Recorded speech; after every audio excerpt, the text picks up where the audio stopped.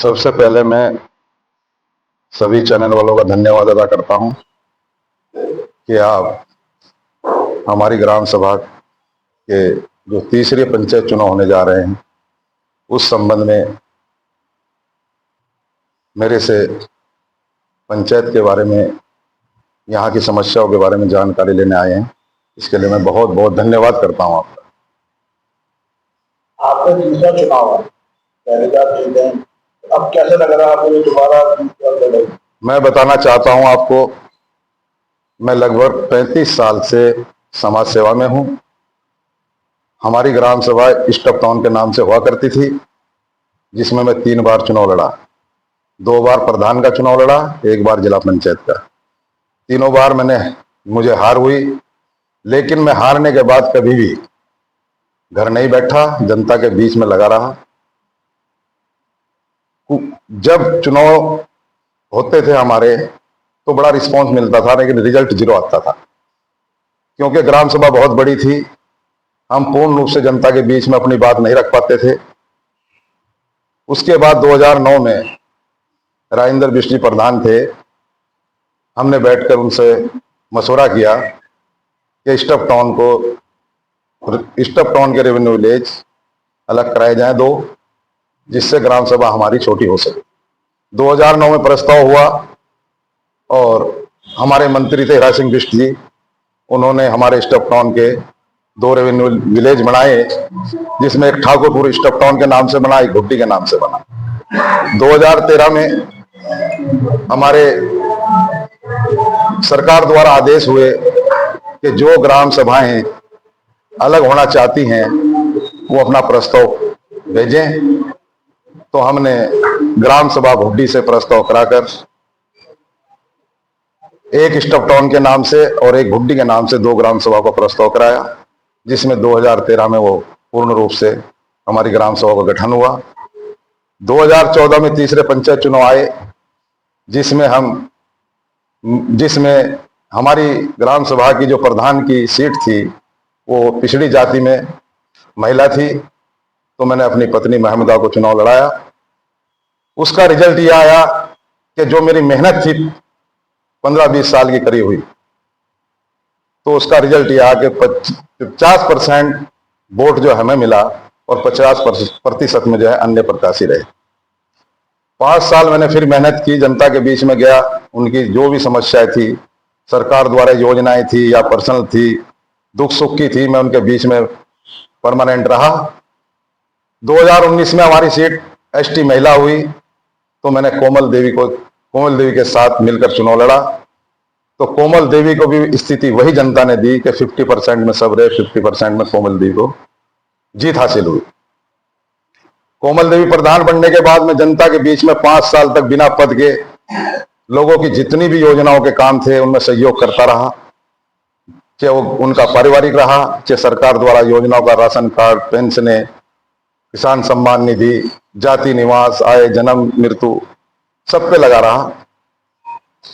अब फिर जाके 2025 में हमारे तीसरे पंचायत चुनाव होने जा रहे हैं। मैं जनता के बीच में हूं, 9 तारीख से लगातार मैं डोर टू डोर घूम रहा हूं। तो जहां भी मैं गया मुझे लग रहा है कि जो स्थिति पिछले 2 चुनाव की आई हमारी ग्राम सभा की, उससे भी बेहतर परिस्थितियां मुझे लग रहा है कि इस बार होने जा रही हैं, क्योंकि जनता का बहुत प्यार मुझे मिल रहा है और वो सहयोग करने को मेरे साथ बहुत दिल से कंधा से कंधा मिलाकर चल रहे हैं।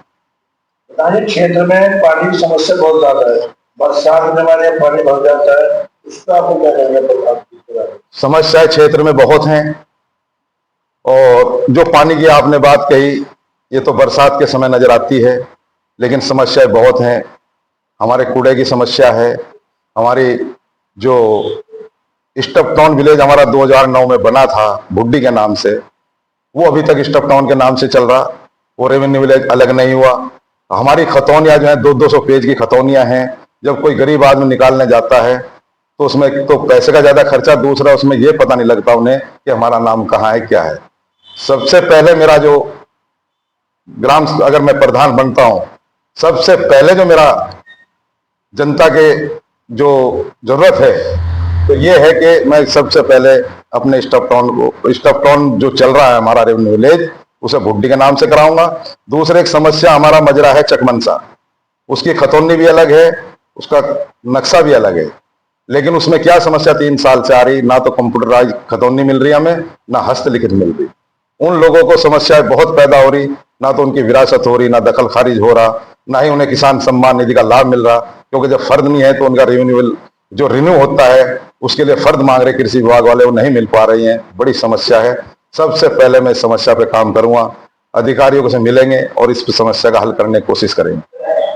जल भराव का जो मामला है, मैं समझता हूं जो हमारी इस क्षेत्र में तमाम प्लॉटिंग का काम चल रहा है, जो बरसाती नाले हुआ करते थे वो तमाम प्लेन करके प्लॉटिंग कर दी गई। किसी भी डीलर ने यह नहीं सोचा कि भाई कोई नाली का कोई ऐसा व्यवस्था करी जाए जिससे पानी का निकास हो जाए, और प्लॉटिंग काट दी।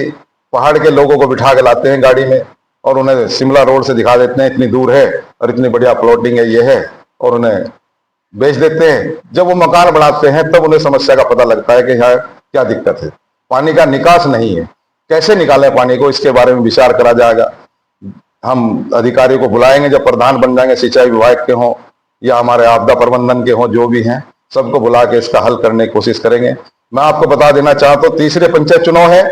तीसरे पंचायत चुनाव का मतलब यह है कि एक प्रधान होता है, एक क्षेत्र पंचायत सदस्य होता है, एक जिला पंचायत।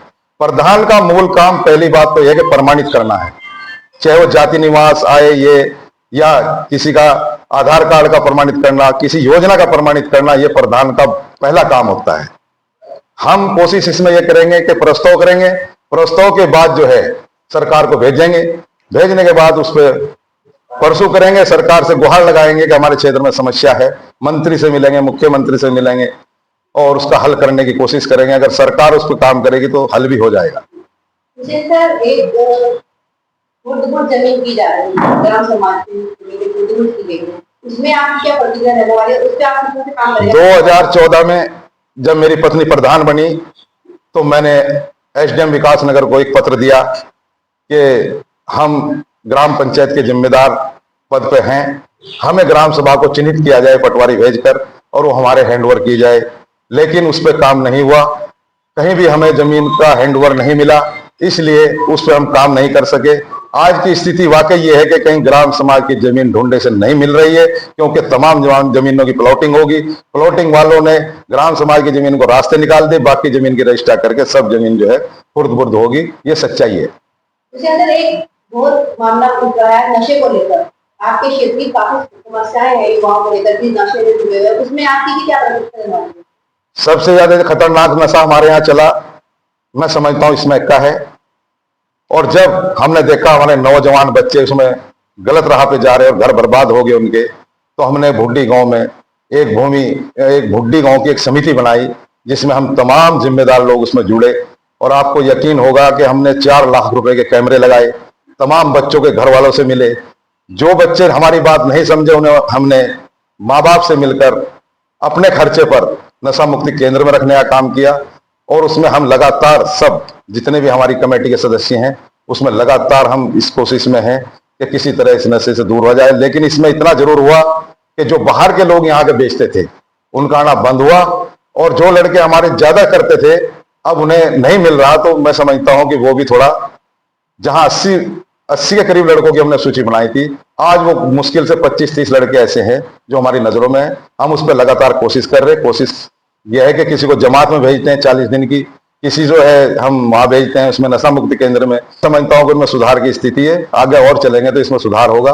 और सरकार का, पुलिस का भी हमें सहयोग मिल रहा है इसमें, बहुत बढ़िया। तो उसका रिजल्ट आ रहा हमारे पास और हम समझते हैं कि इसे भी हम आहिस्ता आहिस्ता खत्म करने की कोशिश करें।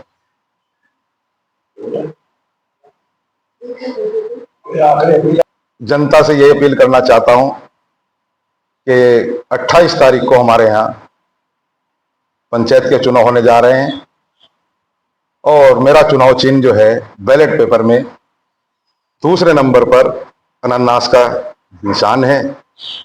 सभी से मैं निवेदन करता हूं कि अनानास के सामने अपनी मोहर लगाकर मुझे कामयाब करें, और अगर मैं कामयाब हो जाता हूं तो आपकी जो भी समस्याएं हैं उन पर खरा उतरने का काम करूंगा।